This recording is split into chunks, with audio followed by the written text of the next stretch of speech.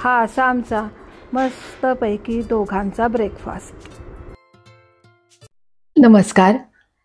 A1 सुक्रास रेसिपीच्या किचनमध्ये मी अमिता दाते आपणा सर्वांचं स्वागत करते. बाजारामध्ये मस्तपैकी अशी स्वीटकॉर्नची कणसं मिळाली, त्यामुळं ती लगेच घेऊन आले. आमच्याकडं स्वीटकॉर्नची कणसं भाजून खायला खूप आवडतं, तसंच ती उकडूनही खातो आम्ही, परंतु आज भाजत आहे.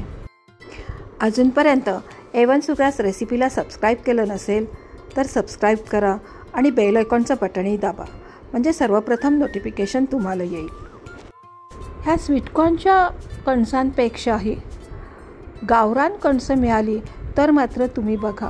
आजकाल गावरान कणसं ही शक्यतो बाजारामध्ये येत नाहीत. तुम्हाला मिळाली तर जरूर तुम्ही घ्या आणि अशी मस्तपैकी भाजून खा.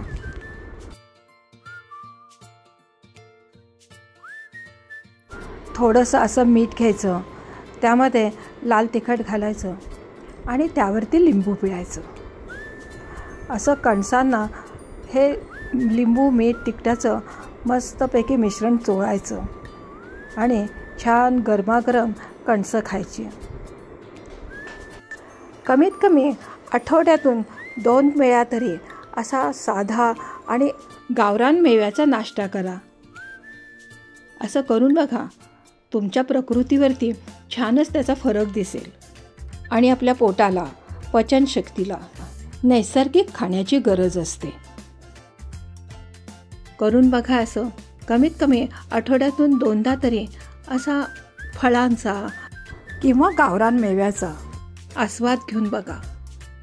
यामुळे तन, मन आणि प्रकृती ह्याच दृष्टीने सगळेच आपण सुदृढ राहू शकतो आणि ताजेतवाने फ्रेश राहण्यास अशा प्रकारच्या नैसर्गिक खाण्यापासून मदतच होते.